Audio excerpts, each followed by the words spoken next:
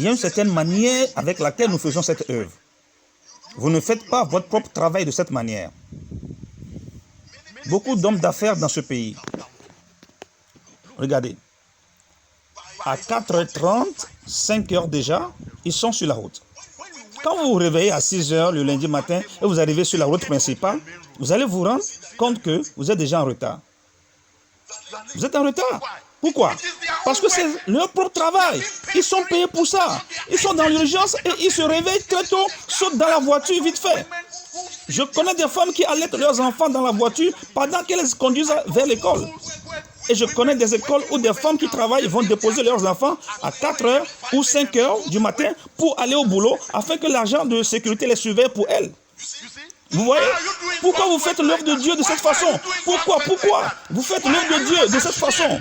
N'avez-vous pas honte que vous faites votre propre travail de cette façon et vous faites l'œuvre de Dieu de la manière dont vous le faites? Pourquoi? Église de Dieu, pourquoi?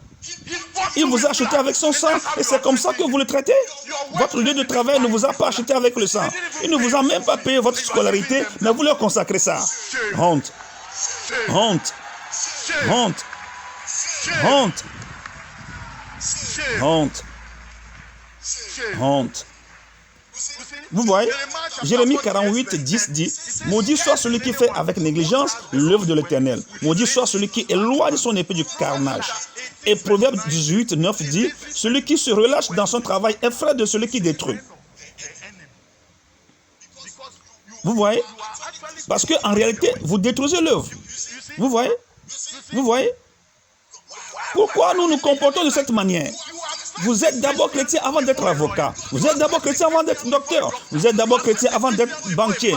Vous êtes d'abord chrétien avant d'être infirmière. Vous êtes d'abord chrétien avant d'être enseignant. Vous êtes d'abord chrétien avant d'être un comptable. Vous n'avez pas le droit. Qu'est-ce que vous vous insinuez? Est-ce que c'est vous qui avez amené l'évangile? Qu'est-ce que vous insinuez? Pensez-vous que Dieu vous doit un service? Que voulez-vous dire? Pourquoi voulez-vous bloquer la personne qui vous a acheté avec son sang? Pourquoi?